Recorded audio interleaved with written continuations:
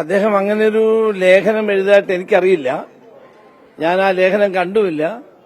അങ്ങനെ ഒരു ലേഖനം എഴുതാനുള്ള സാഹചര്യം ഉണ്ടെന്ന് എനിക്ക് തോന്നുന്നില്ല. കാരണം അദ്ദേഹം കോൺഗ്രസിന്റെ പാർലമെന്റ് അംഗമാണ്, കോൺഗ്രസിന്റെ വർക്കിംഗ് കമ്മിറ്റി അംഗമാണ്. അങ്ങനെ ഒരു വ്യക്തി ഇന്ദിരാഗാന്ധിയെ പറ്റിയോ സഞ്ജയ് ഗാന്ധിയെ പറ്റിയോ അങ്ങനെ ഒരു ലേഖനം എഴുതുന്നത് എനിക്ക് വിശ്വസിക്കാൻ പ്രയാസമാണ്. പിന്നെ ഈ ലേഖനം വായിച്ചിട്ട് മറ്റു കാര്യങ്ങൾ പറയാം. നിങ്ങൾ ഈ വളരെ UDF-ലും കോൺഗ്രസിലും ജനങ്ങളുടെ ഇടയിലും പലതരത്തിലുള്ള ആശങ്കകൾ ഉണ്ടാക്കാൻ വേണ്ടി BJP ഉണ്ടാക്കുന്ന ചില നടപടികളാണിതെല്ലാം. ഈ സർവേക്കൊന്നും ഒരു വിശ്വാസ്യതയില്ല. ഇത്തരം സർവേകൾക്കൊന്നും ജനങ്ങളുടെ വികാരങ്ങൾ പ്രകടിപ്പിക്കാൻ കഴിയുന്നതുമല്ല.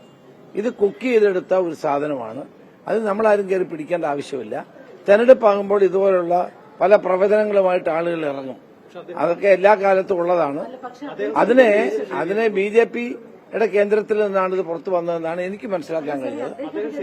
അത് നിങ്ങൾ അദ്ദേഹത്തോട് ചോദിക്കണം. ഞാൻ ഈ സർവേകളിലൊന്നും വിശ്വസിക്കുന്ന ഒരാളല്ല. അത് നിങ്ങൾ അദ്ദേഹത്തോട് ചോദിക്കണം. കാരണം സാധാരണഗതി തെരഞ്ഞെടുപ്പാകുമ്പോൾ ഇങ്ങനെ കുറെ ആളുകൾ തട്ടിക്കൂട്ട് സർവേകളായിട്ടും പ്രവചനങ്ങളുമായിട്ടും ജ്യോത്സ്യന്മാരുമായിട്ടൊക്കെ ഇറങ്ങാറുണ്ട്. എല്ലാ കാലത്തും ഇറങ്ങാറുള്ള അത് നമ്മൾ വിശ്വസിക്കേണ്ട കാര്യമില്ല. നമ്മൾ ജനങ്ങളുടെ പ്രവർത്തിക്കുകയാണ്, ജനങ്ങൾക്ക് വേണ്ടി നിൽക്കുക, അത്രയേ ഉള്ളൂ.